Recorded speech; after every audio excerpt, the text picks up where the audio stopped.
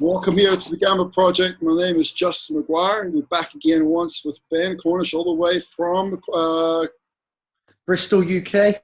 Bristol. Bristol. Not cortisol, right? Bristol. Yeah, that's it. So we're here today. We're going to talk about topic of exercise selection and muscle growth and lagging body parts. Yeah, that's right.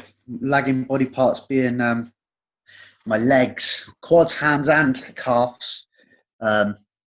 Calves, I just don't feel motivated to train them because they're so pathetic. When I do, I can't really get great contraction. Quads, I feel like I made a few gains last year. 2017, I feel like I've made good progress on them, but they're still very poor. Hamstrings are non-existent also. So yeah, I'd love to get some hints and tips on how I can improve them in 2018.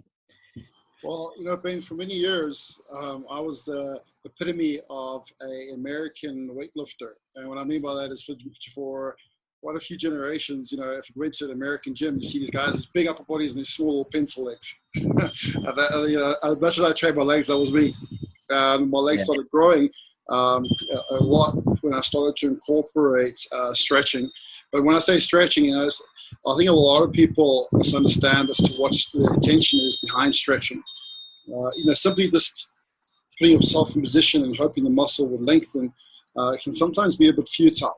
So increasing the range of movement to a particular structure through rotational means, so not just longitudinal means, but rotational means, will allow you to engage better contraction, because the body is generated through processes of torque. So we don't move in a linear fashion. We move in rotative fashion in order to create propulsion. Now, when there is a little bit of an obstruction to our capacity to create rotation, muscle contraction becomes a little bit diminished, or our proprioception to muscle control and contraction becomes diminished. And in particular, when it comes to the hamstrings and the calves, see, most people are quite dominant in the world because their pelvis is anteriorly tilted. And the reason why, not all the time, but for a big reason as to why the pelvis could be anteriorly tilted, is generally due to gastrointestinal issues. So if you think about the human body, where our organs sit, we have a rib cage and encapsulates our lungs, and our organs sit to the anterior part of our spine.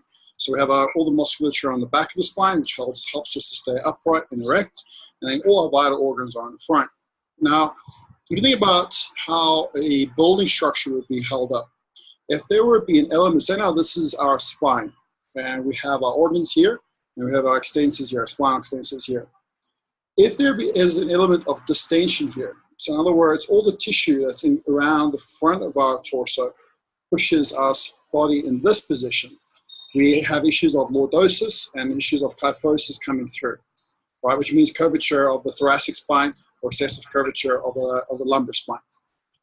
And as anything occurs within the spinal column, it will have a cascade or a sequence effect to the pelvis as well. Because the body or the brain will orchestrate a response to allow the body to be as much balanced as it possibly can, so we don't fall over when we walk or when we're standing up. So what happens is when we become slightly distended in our gut or inflamed, and a person with a good six-pack doesn't necessarily mean they don't have inflammation going on inside the gut. Inflammation can really disassociate you from where you are, especially around the midsection and the gastrointestinal tract. So as soon as you start to have distension in any minor form, the pelvis will pull over. So if you think about the pelvis, this being the coccyx and this being the front of the pelvis, a nice neutral position of the pelvis may be there. As soon as the gastrointestinal tract becomes inflamed, we have this effect occurring. All right. So the back of the pelvis, or the PIS, becomes closer to the lower rib, which is why people have back pain or tight QLs, which switches off our gluteal fibers, particularly the glute medius, which helps us to abduct our hip during hip flexion or during extension phase of the movement. Now, when our pelvis is like in this angle, all the musculature that attaches to the front of the pelvis, in particular the rectus femoris, that comes through from the pelvis down to the knee, becomes shortened and becomes what we call hypertonic, which is a big fancy word for hyper, meaning excessive, and tonic, meaning toned. So excessively toned. So that muscle becomes tight and rigid, which means it can't stretch as well as what it should. It also means that you have a lot of impulses going to that muscle to keep its rigidity going. So that's why a lot of people have awareness to their quadriceps when they train their legs, but not so much awareness to the hamstrings or to the calves, because the position of the pelvis has caused distension of one part of the musculature on the back of the thigh, or the back of the pelvis, and overactive or facilitated activity on the front of the thigh. Mm-hmm. Now, the problem with this is if there is overactivity on the front of the thigh, we start to walk on our toes. We actually don't really drop the heel into a phase of dorsiflexion and then move off into a phase of plantar flexion. So basically, we do this. And then eventually our calves become tight, and all the flexors in our toes become hypertonic as well. And we start to do this with the ankle. So the ankle starts to turn in. So you see people with flat-footed or excessive amounts of pronation going on in the ankle itself. Yeah. And that causes us to become disaware of the calves because the toes start to grip on. So have you ever seen it, like as people get older, and generally if you look at somebody that has poor mechanics, so it might be a big guy with great muscular tone, but it might be a bit more restricted in their range of motion. If you look at their toes, the toes aren't relaxed. They're always in a state of semi-contraction. All right? I'm sure, have you seen that before, Ben? I haven't looked for it. You know, I probably have without noticing, but I will look for it now. Well, if you take your socks off now and you look at your foot, yeah. Notice how your toes are. Are they relaxed and extended, or is there an element of a bit of a bend in any of the tarsus? Yeah, I mean, there's an element of a bend. They're not kind of extended and relaxed, I would say. There is not too bad. Yeah, no, don't worry. I'm not going to show you my feet. I'm not going to put you that much on the spot. But that's a sign that the flexors of the toes are somewhat hypertonic, right? They're working harder than what they should. And if any element of a muscle that works in harmony with another muscle is working is excessively under strain, it's going to switch off the synergist or the accompanying muscle. And in this case, the calves. So ways in which we can try to benefit better proprioception is to do rotational stretches, things that will allow you to stretch the glutes. So sitting on the floor, bending the bottom knee to the side and bringing the other leg over, or contralateral stretches for the lats. Because just remember, the QLs in the back of the pelvis also become tonic, as well as the rectus femoris. So pelvis is here, rib cage is here. The muscles in the lower back, the deep muscles in the lower back, they become hypertonic because the pelvis is moving closer to the ribs. And then the muscles in the front of the thigh become hypertonic as well. So in order to release tension in these tissues, and must remember, in addition to these two tissues, a very big, large mass of muscle tissue under the glutes, the external rotators of the hip, also generally become facilitated, right? Yeah. So you'll see this when people start to walk out like a duck, right? Yeah. They don't roll in and roll out. They tend to walk stagger. Have you seen that in the gym? Right. Yeah. So that's generally a sign of very tight external rotators in the hip as well.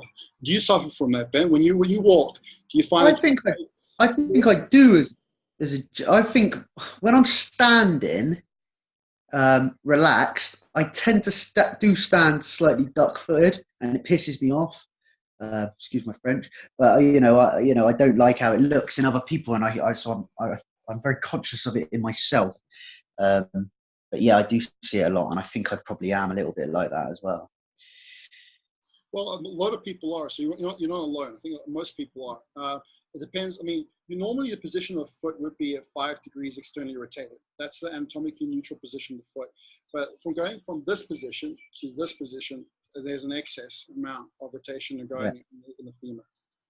Static external rotation, not active.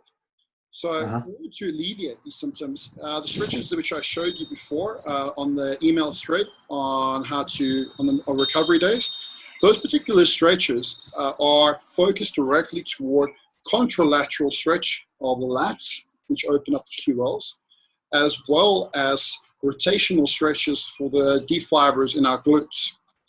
So these are going to help the pelvis to move better in and out of itself.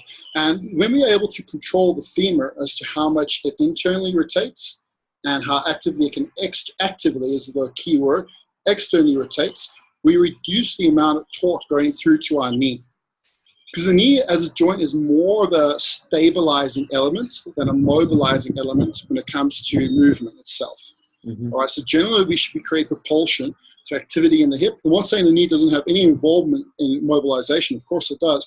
But if you think about the gross responsibility it has, it's more for stability, so the femur can rotate and rotate out, not to cause the rotation itself, which is generally what happens when we become disassociated with our pelvis because it's too tight. Right. So those stretches that I gave you are so vitally important to do on recovery days, and to do for as long a period of a minute, sometimes up to 2 minutes, and really incorporate deep breath work with them too. Because the diaphragm is extremely important in its role in regulating full global motor response, right, to the rest of the body. Yeah, I'm sure you've become aware now that you've been on the program for a week and a half now, Ben, or was it a week? About a week and a half, but properly on a week. I was still like getting prepped in the first few days, but yeah, it's been about a week today. My first video of you would have been was my day one in my head, you know. I'd sort of just been dipping my toe in up until then. You're looking so much better. I mean, your face is leaner, and your stomach, your pictures are really good. I mean, in a week's period, I'm really blown away.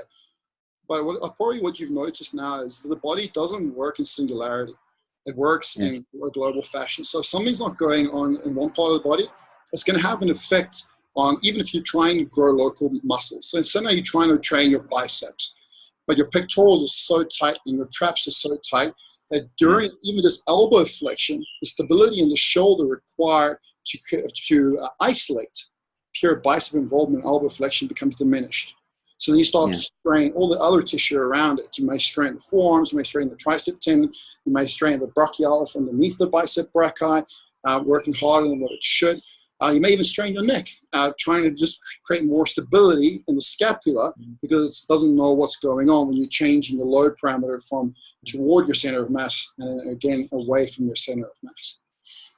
So it's all about creating harmony and balance and calm balance in the body.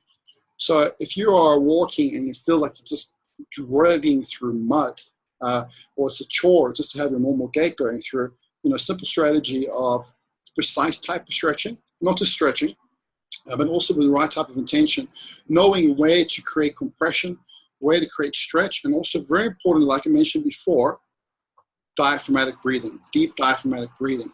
Once the diaphragm is a bit more relaxed, and the best way to relax the diaphragm is to stretch the body in a contralateral fashion and to breathe deeply. Really concentrate on that deep breath work in through the nose, into the chest, and out. Breathe out through your feet. Like visualize that you're inhaling and exhaling down. And the diaphragm, you do that for 24 minutes, and it makes all the difference, particularly on days where you might have excessive amount of DOMs come through training, and you just feel like really bound and rigid to yourself. 24 minutes of those stretches incorporating with diaphragmatic breathing just really reduces that sympathetic dominance that your body might be going through. And it's funny we mentioned this. Another client of mine, his name is Vergus. He actually he did his blood sugar readings in the morning.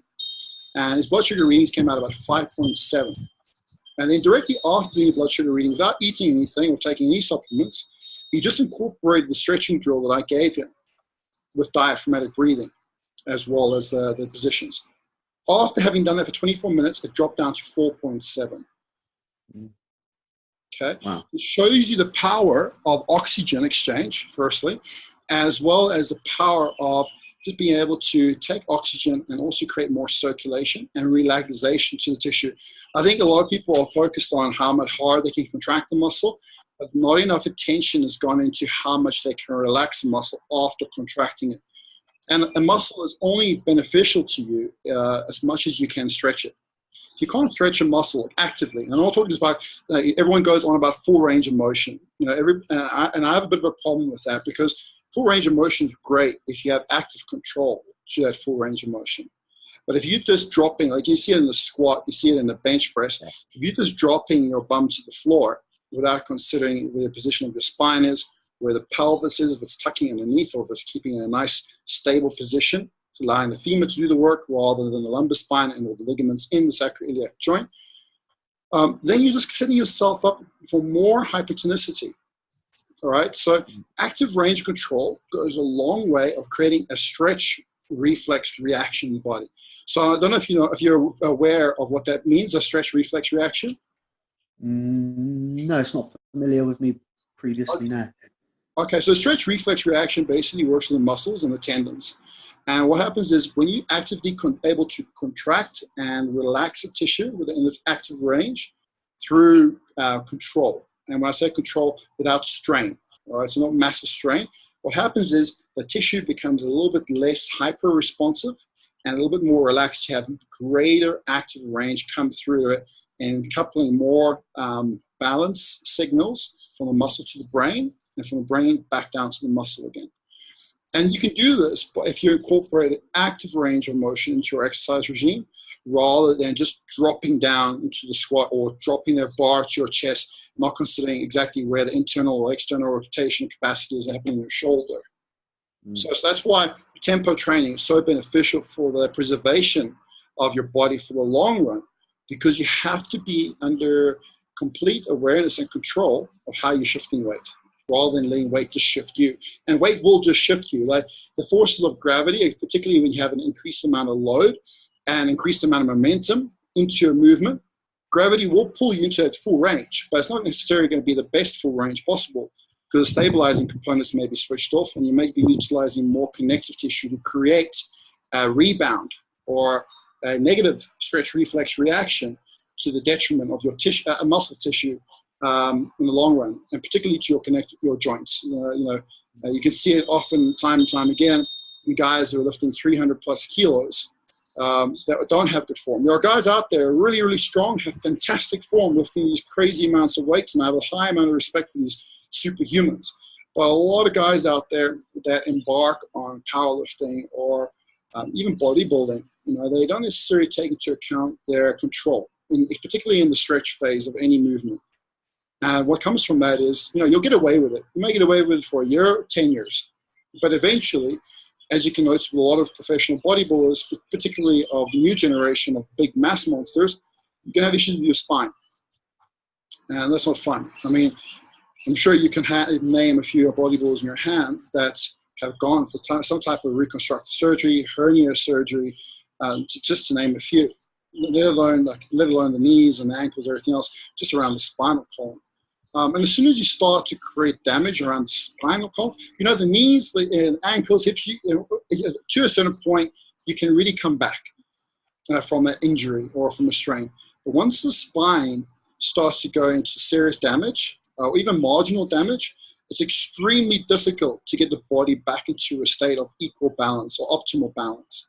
Because there are regulatory type of receptors around our spine and rib cage that give us that optimal control to our body. So when we disrupt these receptors, it causes havoc. It really does. So although exercise can be beneficial, it can be extremely detrimental if it's not done with good intention.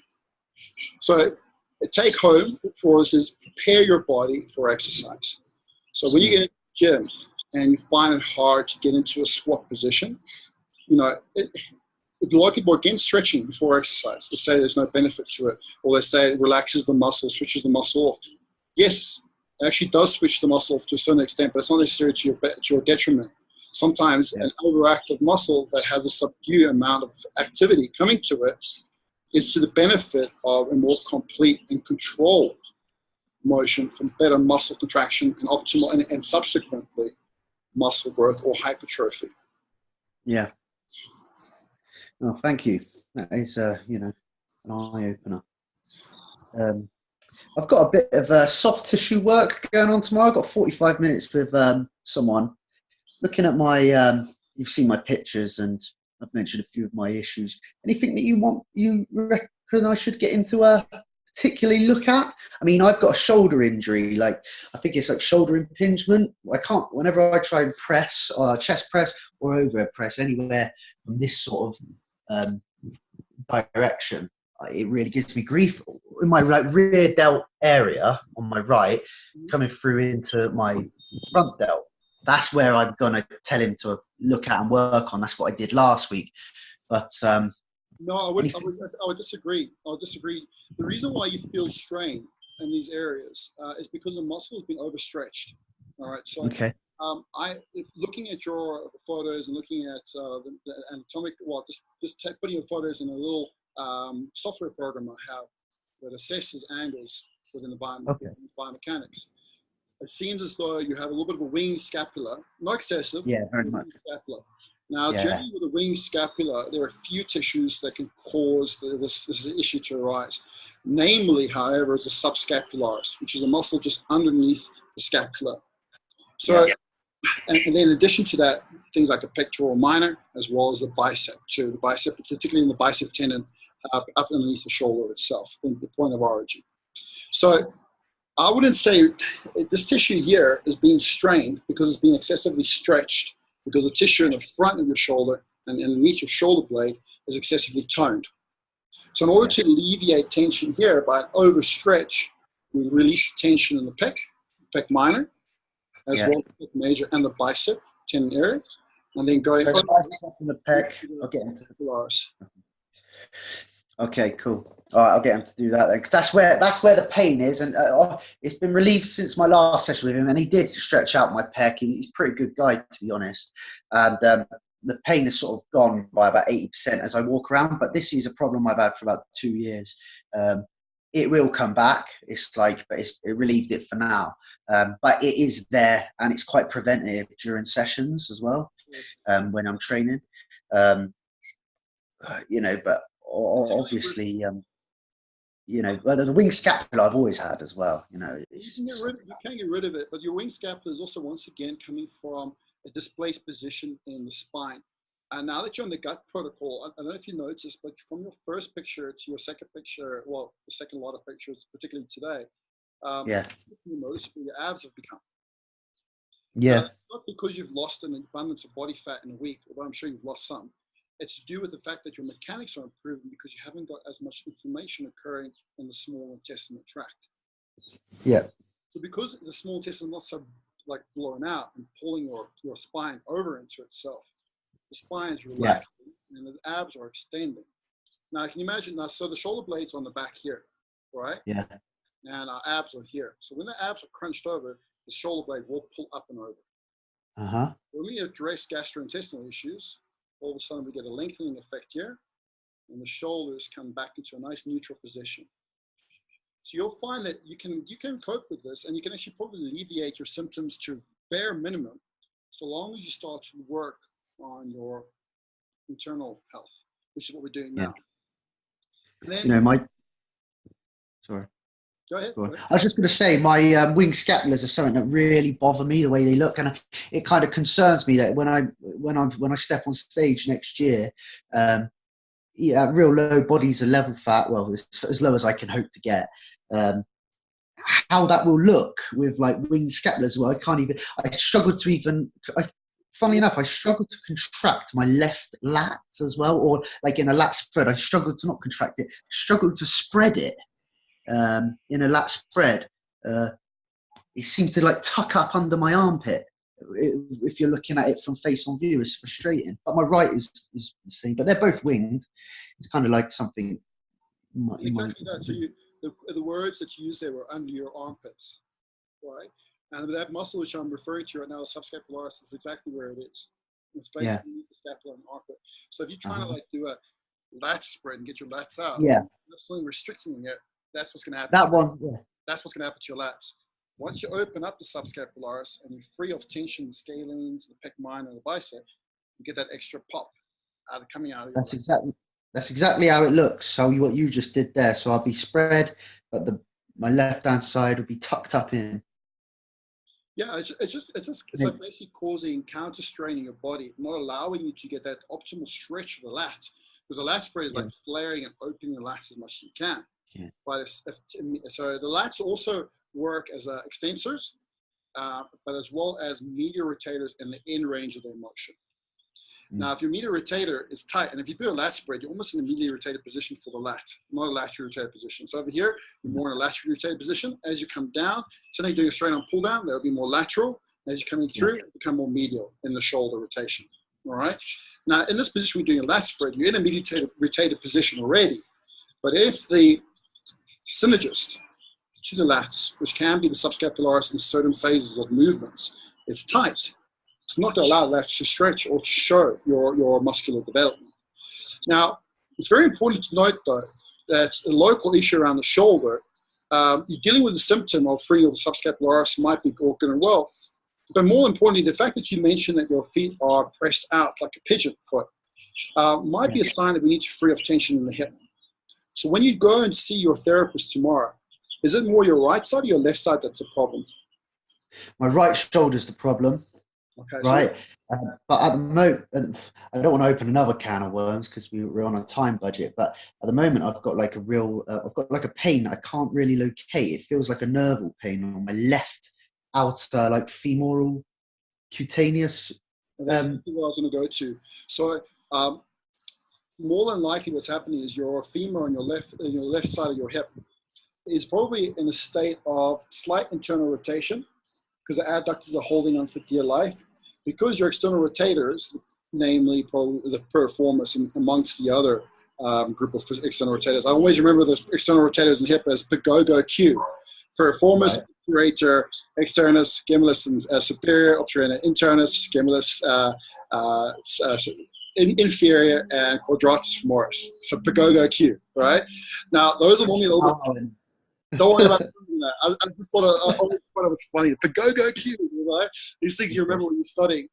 Now, those tissues are tight. What's going to happen is the tighter those are, eventually they become hypertonic. It doesn't mean that they are overly accessible and contractile potential. It means actually more limited to the range of contraction they can have. And generally, the more limited that your external rotators are, this being the base of the coccyx up to your iliac crest, or to the femur through the crest. Generally, what's going to happen is the tissue above that, being the glutes, and this tissue over here will be the glute medius. It's going to switch off. Now, when this switches off, the little muscle in front of it, TFL, will switch on, which is normally, if you press into the side of your hip, it's probably a little tender, because that's a small muscle doing a job of a bigger muscle. And then what happens is the body says, oh no, we can't keep doing this. This poor TFL is going to completely cop out. So what happens is it tightens up your adductor magnus, which is on the inside of your thigh. So if you just do now, if you take your right hand and you just press the inside of your thigh on your left leg, tell me if it feels tense to you, where the adductors are. Yeah. Okay. So what you want to do when you go see your therapist is have your therapist first work on your adductors. Then once they've worked on the adductors, particularly the adductor magnus, all right, so have to be the anterior and the posterior fibers of that muscle, then have them work on adductor magnus in particular. But more than likely, the entire adductor group will be tonic, but particularly the adductor magnus. Once your therapist has worked on the adductor magnus, get them then to work on the external rotators of your left hip. But just remember, when it comes to a good massage therapist, sports massage therapist, or good therapist all around, regardless if it's a physio, it's a fitness therapist, an osteo, whatever it is, when you treat one side, you always treat the other side, even if there aren't any symptoms to that side. But you always treat the affected side first and then the non-affected side thereafter, because the tissue will have a readjustment. And there might be tension on the other side you're not aware of, and if you just leave it there, it's eventually going to get so tense, it's going to shift the tension again to the other side. Yeah. So have your therapist work on your adductor magnus, external rotator, and then have them do the same thing on the right leg. And then work on the left. So left leg first, right leg second, right arm first, left arm second. And the muscles you need to work on, particularly, if you want to write this down, then, are the adductor magnus and the external rotators of the hip. Yeah. And for the shoulder group, the subscapularis first. Right. The scalenes second. Scalene second. Yeah. The pectoral minor third, Pec minor, third. and lastly, the bicep, brachii. Biceps, would you say brachii? Yeah. Okay. Okay, thank you for that. That's brilliant, because I'm going now and paying him the money. I may as well be optimal with the session, especially with how I feel. Training at the moment, as good as I feel, day to day, training's quite an unsatisfying feeling. Like contractions feel a bit shit. Sorry, like I think it's related to the high fat, low carb diet. That's just not what I get the impression of when I'm low on carbs. That's just how it feels. But I'm feeling well enough to actually feel motivated to get to the gym. Go back 2 weeks when I was feeling groggy, lethargic. I weren't even turning up at the gym, So look, I think like one thing about muscle contraction, and when you're going through a detox. So the moment we're trying to get you guys, we're on a non-nightshade, high-fat, low-carb diet. Not no carb, just lower carbs. So you have a little bit of carbs in the evening from the sources that exclude nightshades. When you go through this, as well as utilizing the certain supplements, which I've advocated for you guys to use, and you start to kill off unwanted bacteria, or you starve unwanted bacteria. Just remember, bacteria has its own metabolic cycle. So when they start to become starved and eventually die, hopefully, they release toxins into the body. And that's why the body goes through initial transition of detoxification, because trying to get rid of all these toxins that the bacteria is releasing, probably more so than it normally would, but for a short while, for the benefit of your body in the long run. That's also why your energy is slowly coming up, even though your contraction is not as good as it should be. Your energy is coming up because you're getting less of that bacterial overgrowth occurring, which means you have more nutrients being absorbed into the body and made available for all your body processes, particularly energy production and ATP synthesis. Okay. Yeah, good. Something's working because I feel great. I feel great. Very important to note that, Ben, once your therapist has finished freed off these tissues, you need to activate them. Okay, by body weight movements. You don't have to go putting a weight on your back and doing anything crazy, but you need to activate them. So, for example, if you're going to free off the subscapularis and all the other tissues, which I just mentioned to you a second ago, doing just a body weight with no weight in your hand, an active trap 3 raise, laying on the floor, just literally trying to suppress the shoulders, so depress the shoulders, and then flex their arms. Just just nice and easy and gentle, and it shouldn't be. You shouldn't have to go. If you're going like that to try and get your arms off, he hasn't done a very good job in releasing the tension, particularly in the subscapularis. So you should be able to lie face down on the floor, belly nice and flat, core pulled in, not down, and then be able to drop shoulders and flex the arm without any compensation occurring in your lower back. If he's done a good job, then you'll notice that they will all be back on point. Sound okay. All right, but you want to activate it. And the same thing with the legs. Things like prisoner lunges are fantastic for the outside of the hip. Things like airplanes, also really good in actively contracting the external rotators of the hip, as well as getting active extension of them during internal rotation. So Stuart McGill airplanes. It's a really good movement to do. You can do it supported. You can't do it freestanding, which I wouldn't recommend if you are tight in the hip to go full straight. But remember, like a lot of people are now also into gymnastics and a lot of cool movements, a lot of calisthenic-based movements, and they're great if they have, once again, active control. But if you're unstable trying to perform them, make the exercise easier. Give yourself a bit more of a support structure to allow the muscle to engage in control and awareness, and then gradually move to a freestanding McGill airplane as an example. Okay. One more thing, and you can make it a quick answer if you like, which is fine because we're on a time budget. I'm so tight. My fascia is so tight in my lower legs, like my anterior lower legs on the front of my shins, and in my ankles when I sort of like do a like a dorsiflexion. When I do that, when I do one of the stretches, the one where you're on your knees and you bend back. Yes. Pain in my ankles make me give out before the minute's up, like more often than not. So shall I get him to work on that fascia tomorrow or not bother? No, you know what? It's going to be it's an ongoing active involvement on your part that's going to alleviate the tension there. So generally, when you have tight fascia in the lower leg, around the calves and the shins, it's generally due to poor circulation. Okay. Yeah, it feels like that. And I gave up playing football because I get 10, 15 minutes into a game and I can't feel my feet anymore. So it feels like poor circulation. I even broke my foot last year, Justin, 18 months ago. I broke my foot, my outer metatarsal, and I felt something pop, but I didn't feel any pain in it. And I carried on playing for half an hour more. So I've got really, really bad tightness and circulation going in that lower leg into my feet. Really poor. so the best strategy I can give you, and I've suffered from this, my family has, we're very tall people in my family, and we've suffered from poor circulation to the lower leg. It's hereditary as well for me, as well as partly in the past being dietary with too much sugar and everything else. So the first thing is obviously have a good diet, which will help, less blood sugar, better circulation, but more of a direct plan of attack or plan of action, not attack, action. We don't want to attack them anymore. Is just to be gentle to them. So how we do that? Use a lacrosse ball or a hockey ball, and you roll out your plantar fascia. So you roll it out longitudinally and horizontally. Never roll your feet from the heel to the toe. Always roll the ball from the toe to the heel with pressure.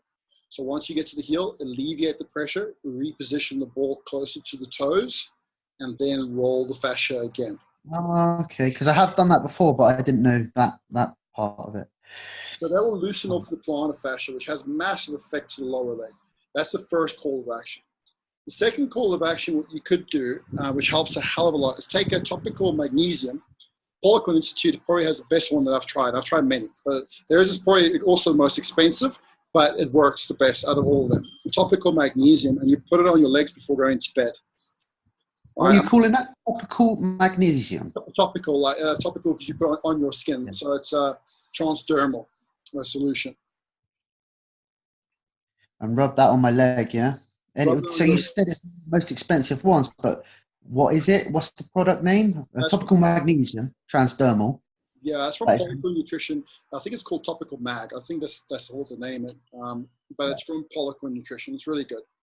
Yeah, we'll give that a try as well, mate, because it is an issue. Take a step further. Before training, there's a product from I think it's MPH.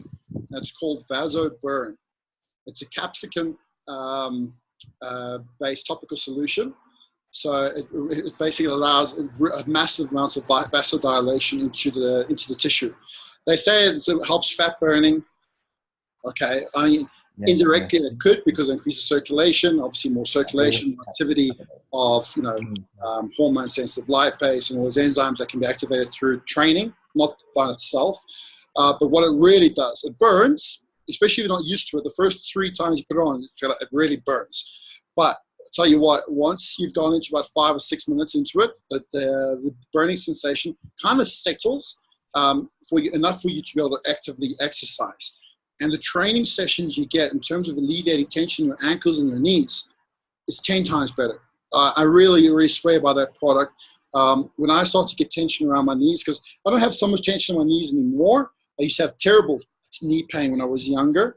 But as I've gotten older and be a bit more wiser with hip mobility and everything else, I have less tension in the knees. But the days in which I do feel a bit rigid around my spine, my pelvis, the mobility drills, pre-workout, which I've sent you a mobility drill as well. And then before doing the mobility drill, I generally put this Vasoburn on the thighs and on the calves around the knee. So around the knee, calves, and on the front of the thigh. And that really helps us promote a bit more circulation, a bit more oxygen, in essence, to the tissue, and alleviates all that tension. It really works. It's about, if you go on their site, they normally have discounts, offers on it, but you pay between 35 and 50 pounds for a tube of it. The tube can last you quite a long time because you don't have to use it every time you train legs. You use it as and when you feel there's a restriction of movement. Don't use it as, I'll be honest, it works really well as a preemptive workout product for better muscle contraction. So great for bodybuilders. For fat burning, my personal opinion, there's a lot of contradictive evidence against what I'm about to say. I don't think it works for fat burning at all. I think the diet works for fat burning, and good movement works for fat burning. But then again, it promotes better movement, so it does work for fat burning indirectly. But if you really want better movement, it's a great product. Okay, great. Appreciate all that, mate. It's been a really valuable call today. You're welcome. My pleasure. My absolute pleasure. Ben, thanks so much for your time. We'll do a follow-up call again next week. And what would you like to talk about next week round? Well, it depends on how my week goes. I mean, let's play it by ear then, Ben. Let's play it by ear, because I think I would like you to really be aware this week on how your sleep is, how your digestion is going, and how your muscle contraction is occurring during the workout plans I've given you. And then try, whilst having that in the back of your mind, try to come up with some questions that you feel might be pertaining to the whole process itself. Okay. Fantastic. Ben, thanks so much for your time, and I'll speak to you next week.